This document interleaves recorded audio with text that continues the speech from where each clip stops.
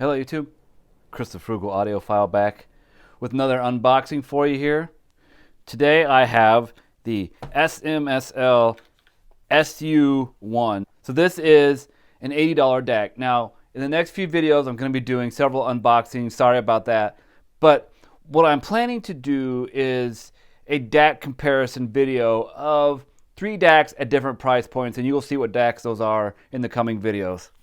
So just bear with me as I go through the unboxings, and then we will do that DAC comparison video.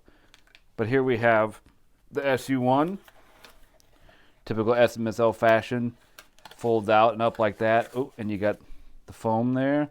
Set that aside.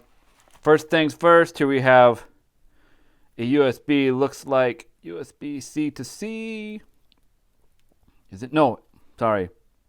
There's a USB-A to C cable. I think one end will plug into power and the other, or into your computer and the other into the DAC itself, but we'll see. That's it for that. Got some paperwork. Yeah, no biggie. And the DAC itself in this nice baggie here. And you see, this thing is pretty small. There it is in my hands, very compact.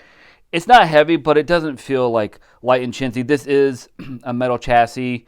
These are some nice rubber feet here on the bottom. On the back, you're going to have a connection for USB and power. I think that's the only way to power it. An optical, coax, and then your RCA output. So it's a very basic DAC, but I've heard good things about this. I heard it's a really good DAC for its price point at around $80, so we will see. But that's it for this unboxing video. In the meantime, if you like this kind of content, please be sure to check out Patreon and buy me a cup of coffee.